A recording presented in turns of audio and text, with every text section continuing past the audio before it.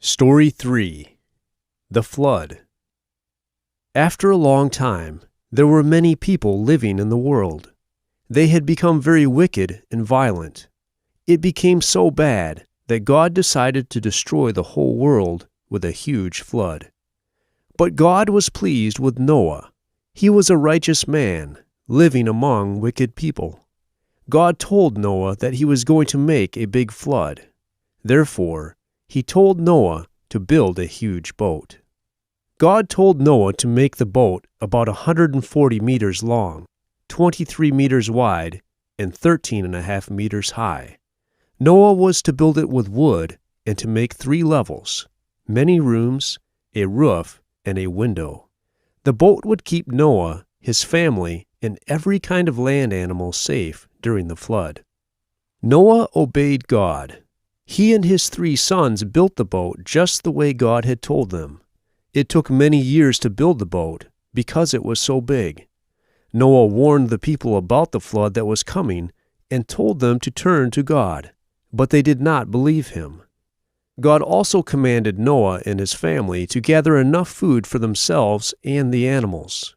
When everything was ready, God told Noah it was time for him, his wife, his 3 sons, and their wives to get into the boat, 8 people in all. God sent a male and a female of every animal and bird to Noah so they could go into the boat and be kept safe during the flood. God sent 7 males and 7 females of every type of animal that could be used for sacrifices.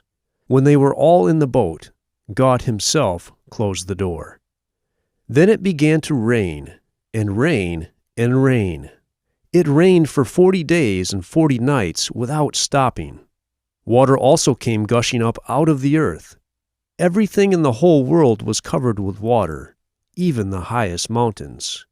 Everything that lived on the dry land died, except the people and animals that were in the boat. The boat floated on the water and kept everything inside the boat safe from drowning.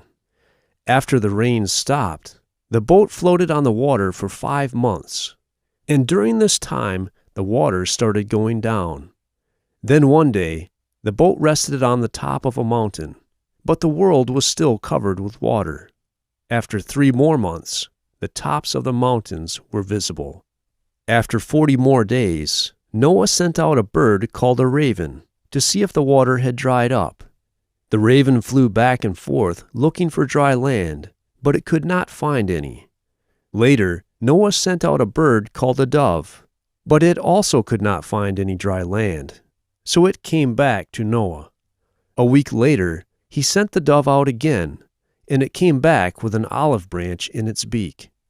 The water was going down, and the plants were growing again. Noah waited another week and sent out the dove a 3rd time. This time, it found a place to rest and did not come back. The water was drying up. 2 months later, God said to Noah, "You and your family and all the animals may leave the boat now. Have many children and grandchildren, and fill the earth." So Noah and his family came out of the boat. After Noah got off the boat, he built an altar and sacrificed some of each kind of animal that could be used for a sacrifice. God was happy with the sacrifice and blessed Noah and his family. God said, "I promise I will never again curse the ground because of the evil things that people do, or destroy the world by causing a flood, even though people are sinful from the time they are children." God then made the first rainbow as a sign of his promise. Every time the rainbow appeared in the sky, God would remember what he promised, and so would his people.